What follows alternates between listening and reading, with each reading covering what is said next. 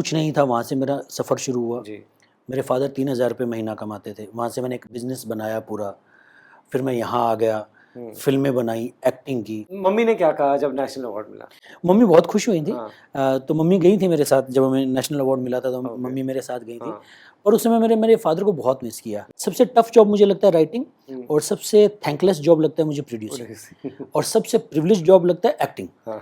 मेरा first profession acting नहीं है। हम्म। मैंने मेरी लाइफ में कुछ और किया है, हाँ। एक बिज़नेस किया है जिसको मैंने मेरी ज़िंदगी के करीब 15 साल दिए हैं। उसके बाद मैं बॉम्बे आया। हाय, मैं हूँ सोहम शाह और आप देख रहे हैं बॉलीवुड हंगामा।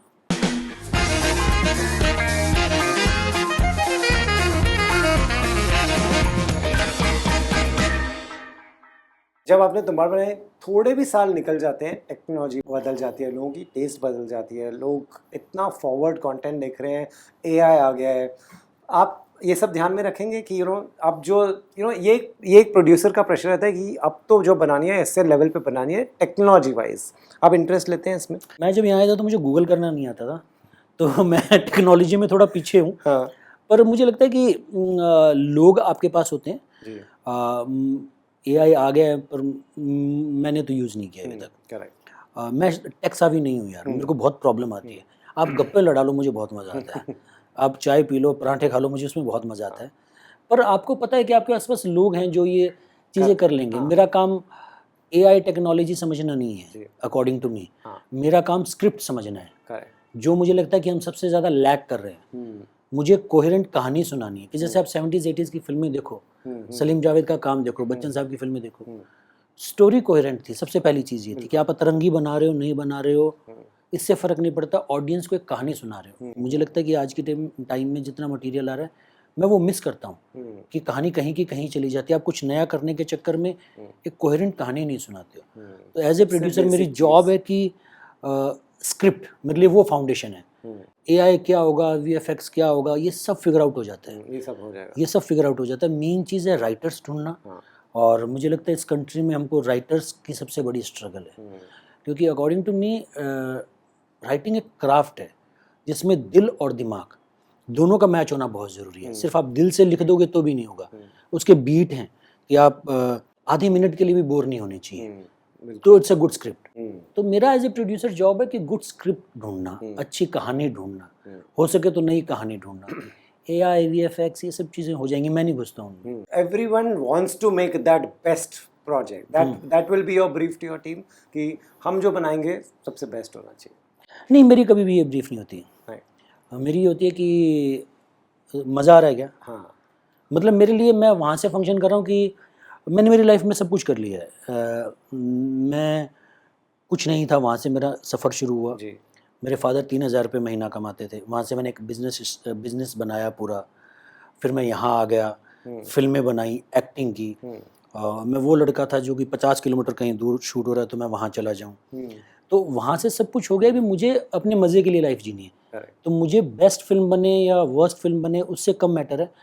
मेरी इंटेंशन कितनी है, मुझे मज़ा आ रहा है क्या, मैं अपने 6 महीने, साल, 2 साल उसको देने में तैयार हूँ क्या, और मेरे साथ वाले लोग तैयार हैं क्या।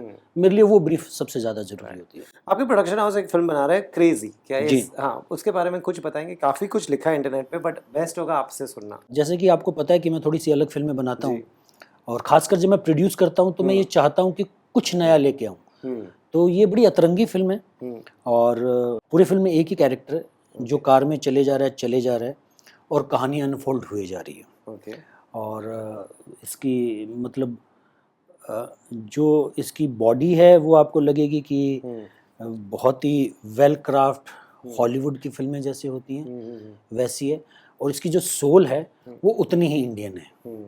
तो ऐसा कुछ मिक्सचर में बनाने की कोशिश कर रहा हूँ। हाँ, ये सब अलग आइडियाज़ के लिए ही आप जाते हैं। ये जो आपका सवाल है ना, मुझे लगता है कि बहुत इंटरेस्टिंग सवाल है, कि शायद मुझे लगता है कि मेरी राह ही वो है। मे बी एक डीप डाउन आपको लगता है कि मैं वहाँ फिट नहीं होता हूँ, कि शाहरुख खान, गोविंदा, मैं वहाँ फिट नहीं होता हूँ as an actor as well. मुझे ऐसा लगता है शायद। तो इसलिए मैं चीज़ें ऐसी चुनता हूँ, मुझे लगता है कि जो नई है और एक अलग तरह की है। कि एक रूटीन फिल्में तो मुझे लग रहा है बन ही रही हैं, हो ही रही हैं, तो मैं शायद उस स्क्रिप्ट की तलाश करता हूँ कि जिसमें कुछ अलग हो। जैसे ये फिल्म है तो इसमें कोई और कैरेक्टर नहीं देखोगे आप पूरी फिल्म में, तो ये एक नॉवेल्टी है फिल्म की। जी तो मुझे लगता है कुछ ना कुछ तो नॉवेल्टी होनी चाहिए ना, क्योंकि जी, या तो आप बिल्कुल बहुत बड़े बिल्कुल। स्टार हो तो हाँ it's a business sense I guess, कि अगर आप बहुत बड़े स्टार हो तो आप किसी भी फिल्म के साथ हम्म, एक रूटीन स्टोरी के साथ भी जा सकते हो और लोग देखने आ जाएंगे। हम्म, हम लोग वहाँ पहुँचे नहीं हैं, तो हमारे लिए शायद रास्ता ये है कि हम कुछ ऐसा बनाएं जो अलग हो। चाहे वो तुम्बाड़ थी, चाहे क्रेजी है, या जो मैंने आपको कहा कि लव रंजन के साथ मैं फिल्म कर रहा हूँ, जी वो साइलेंट फिल्म है, पूरे फिल्म में कोई डायलॉग नहीं है, लाइक पुष्पक। हम्म, तो कुछ नया है, तो मुझे लगता है कि हमारे पास ऑप्शन ही वो है करने का। ऑप्शन ही वो है। आप कह रहे हैं राइटर्स का ही बहुत कम राइटर्स अच्छे। अगर कोई राइटर्स सुन रहे हैं, इंटरव्यू देख रहे हैं, क्या कहना चाहेंगे? अगर लाइक सोहम शाह अपने प्रोडक्शन हाउस में कौन से राइटर ढूंढ रहे हैं? ऐसा कोई ब्रीफ नहीं है, मतलब एक तो मुझे लगता है कि राइटिंग का काम ऐसा काम है कि 10 साल तो आपको देने ही पड़ेंगे इसमें, तब आप कुछ समझ पाते हो उसके क्राफ्ट के बारे में। 10 साल, हाँ ठीक है।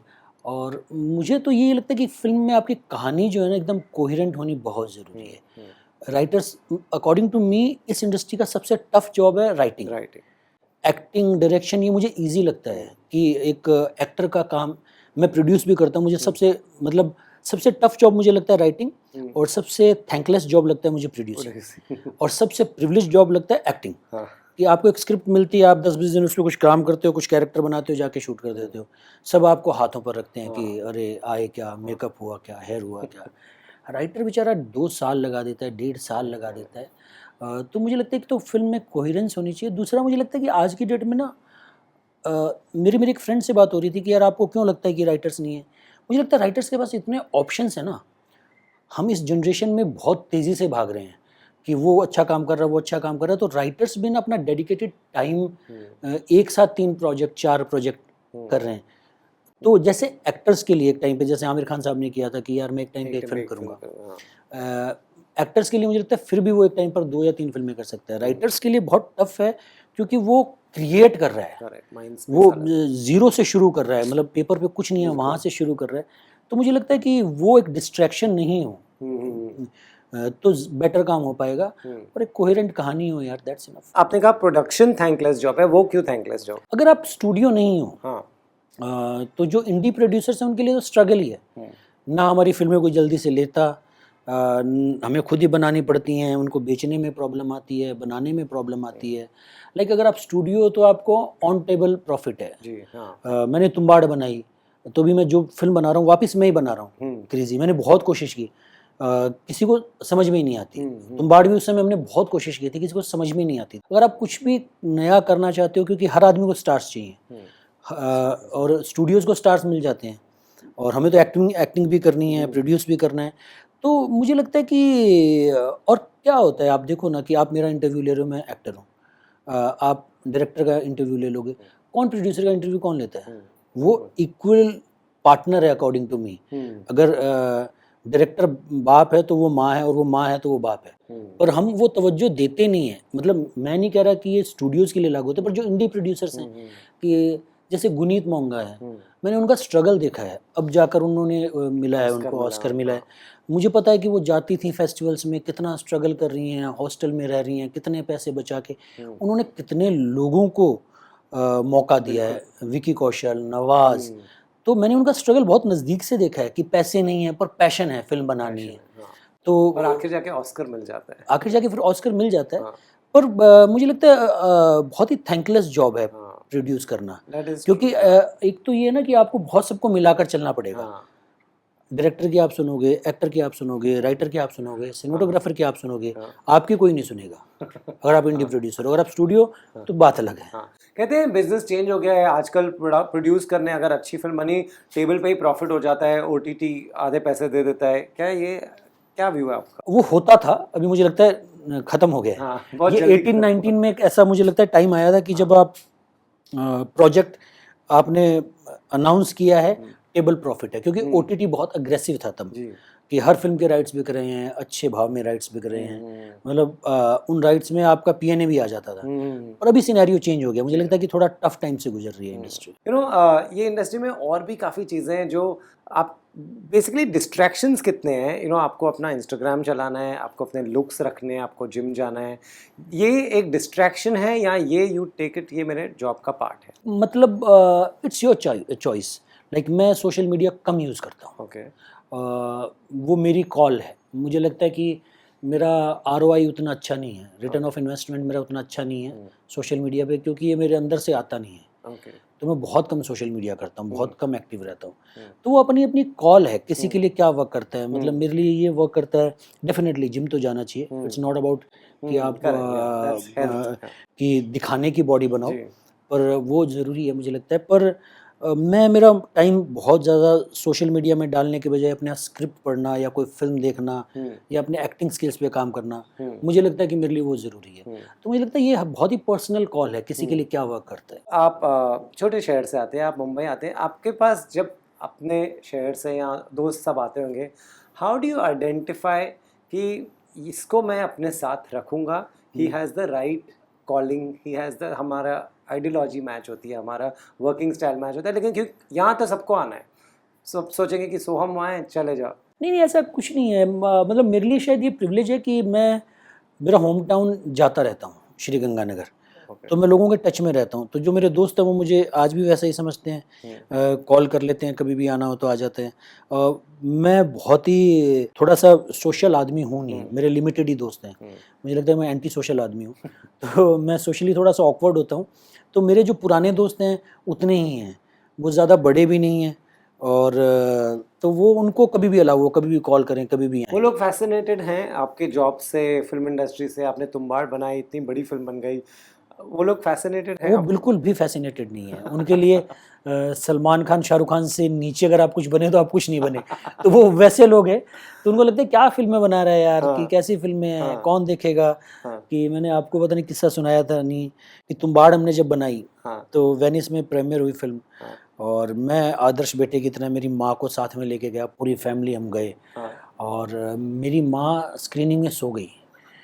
तो जब स्टैंडिंग ओवेशन हो रहा, लोग तालियां बजा रहे हैं, मेरा जो भतीजा वो मेरी माँ को जगा रहा है कि माँ उठो, माँ उठो। और मेरी माँ बाहर आके कहती कैसी फिल्में बनाता है, पूरी फिल्म में बारिश हो रही है, वो दादी कितनी डरावनी थी, कोई ढंग की फिल्में नहीं बना सकता। उनको अच्छा लगता है जब मैं कपिल शर्मा के शो पे आता हूँ। उनके लिए अचीवमेंट ये है कि तुम्बाड़ कोई अचीवमेंट नहीं है, उनके लिए शिप ऑफ थीसिस कोई अचीवमेंट नहीं है। उनके लिए अचीवमेंट, अरे तू कपिल शर्मा के शो पे आया। तो वहाँ कपिल शर्मा के शो पर अगर आप पहुंचे हो तो लाइफ में कहीं पहुंचे हो। ये देखो, ये क्या डाइवर्स ऑडियंस है। एक तरफ आपको तुम्बाड़ के लिए इतना वेनिस में लोग खड़े होके आपको प्रेज कर रहे हैं, और दूसरी तरफ ये आयरनी है। आपके घर वाले कह रहे हैं कि हाँ ठीक है यार, अच्छी फिल्म कब बनाएगा, ये अवार्ड वो ठीक है। पर मुझे लगता है कि जैसे नेशनल अवार्ड एक ऐसी चीज होती है कि जब मुझे शिप ऑफ थीसिस के लिए मिला था, मेरे फादर उससे 3-4 महीने पहले चल बसे थे। और मेरे फादर कभी भी कोई ज़्यादा उन्होंने मुझे सपोर्ट नहीं किया, ज़्यादा मुझे खिलाफ नहीं किया, करना है कर लो, और उनका कभी इंटरेस्ट नहीं था कि ये फिल्म लाइन में जाए। और वो जब किसी गवर्नमेंट बॉडी से कुछ भी मिलता था तो उनको बहुत प्राउड फील होता था। तो वो मुझे एक लाइफ में मिस करता हूँ कि जब मुझे नेशनल अवार्ड मिला, मेरे फादर होते तो उनको बहुत मजा आता कि अरे मेरे बेटे ने नेशनल अवार्ड जीता है। तो वो मैं मिस करता हूँ। बाकी मेरे घर वालों से मुझे कभी भी इन सब जैसी फिल्में मैं बनाता हूँ उनके लिए प्यार नहीं मिलता। मम्मी ने क्या कहा जब नेशनल अवार्ड मिला? मम्मी बहुत खुश हुई थी। तो मम्मी गई थी मेरे साथ, जब हमें नेशनल अवार्ड मिला था तो मम्मी मेरे साथ गई थी। और उस समय मेरे फादर को बहुत मिस किया। और उनका कुछ वो मतलब सरकार में, गवर्नमेंट में, मतलब उनके लिए ऑस्कर छोटा है, उनके लिए नेशनल अवार्ड बड़ा है कि हमारी सरकार से हमें कुछ मिला है।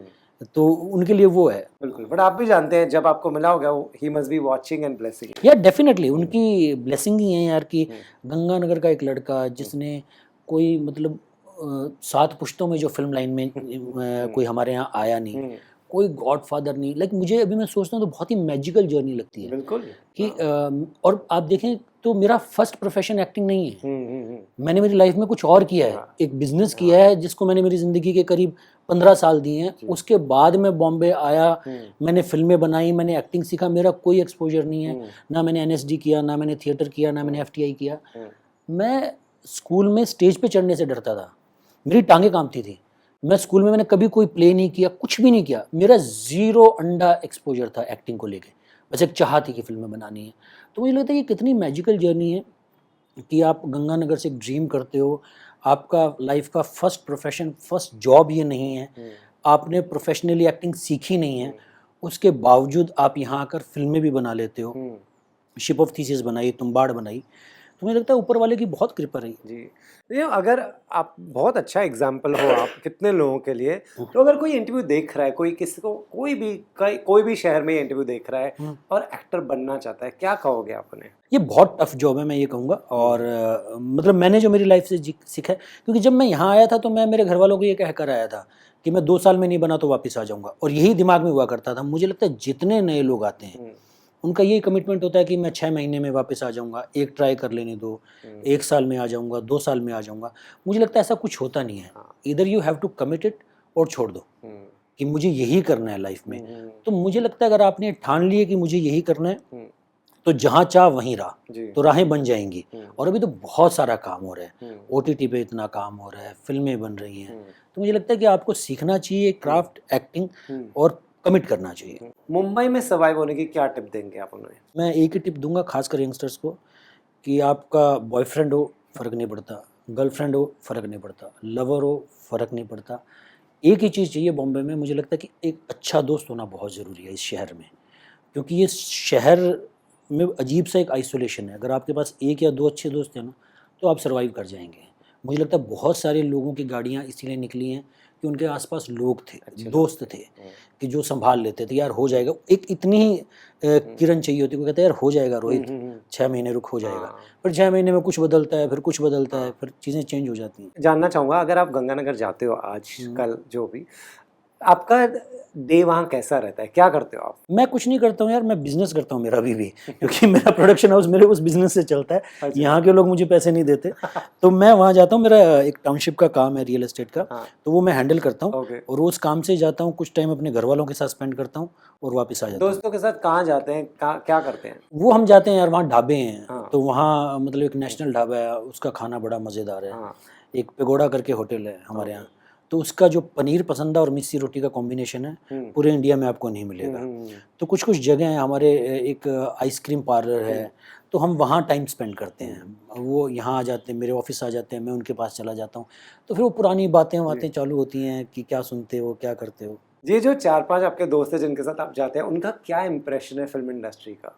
वो क्या सोचते हैं इंडस्ट्री के बारे में? क्योंकि हमें पता है कई लोग काफ़ी अलग अलग चीज़ें ही सोचते हैं इंडस्ट्री के बारे में। नहीं, उनका ऐसा कुछ इम्प्रेशन नहीं है। उनको लगता है कि काफ़ी, क्योंकि आप जब 35-40 साल के होते हो तो आपको समझ में आ जाती हैं चीज़ें। तो उनको लगता है कि हाँ, हर तरह के लोग होते हैं हर इंडस्ट्री में। आप किसी एक आदमी को कहकर कि यार ये कह दो कि पूरी इंडस्ट्री ड्रग्स करती है, तो ऐसा नहीं है। बहुत अलग अलग तरह के लोग, बहुत ईमानदारी से, हो सकता है जो लोग अपने दूसरे बिजनेस में इतने ऑनेस्ट और इतने पैशनेट नहीं हो जैसे इंडस्ट्री में लोग होते हैं। एक अजीब सा पैशन होता है लोगों में, 16-16 घंटे काम करते हैं, 18-18 घंटे काम करते हैं। मतलब पहले के एक्टर्स देखो ना, सलमान खान, गोविंदा, मैंने सुना इन लोगों ने 18-18 घंटे काम किया हुआ, कि एक यहाँ सेट, एक वहाँ सेट। तो एक अजीब सा पैशन, एक अजीब सा जुनून होता है। यहाँ के लोग जो काम करते हैं और अपने काम को लेकर जितने ईमानदार होते हैं, तो मुझे लगता है कि हर कोई भी चीज़ उसमें हर तरह के लोग मिलेंगे आपको। लास्टली जो लोग देख रहे हैं, अगली रिलीज कौन सी होगी? आप जो ये सब बना रहे हैं, सबसे पहली और उसके बाद क्या रिलीज करना है? मुझे लगता है कि क्रेजी जो मैंने एक फिल्म बनाई है, ये होनी चाहिए, और उफ होनी चाहिए, जो साइलेंट फिल्म है। और एक और फिल्म मैंने की है जिसमें राधिका मदन है, सना करके। तो ये 3 चीज़ें हैं जो मुझे लगता है भी आएंगी। और उसके बाद कुछ और मैं प्लान कर रहा हूँ, कुछ कॉमेडी फिल्म्स बनाने की कुछ करने की, तो उसका सब शूट वगैरह शुरू होगा अभी। तुम्बाड़ पे काम साइड पे चल रहा है? तुम्बाड़ में काम चल रहा है, तुम्बाड़ 2 पे भी काम चल रहा है, तुम्बाड़ 3 पर भी काम चल रहा है, पर कब बनेगी, कब आएगी, मुझे पता नहीं। चलिए, आपसे हमेशा बात करके बहुत अच्छा लगता है, बहुत अपनापन लगता है। बहुत बहुत शुक्रिया। Thank you Rohit, thanks a lot. Thank you.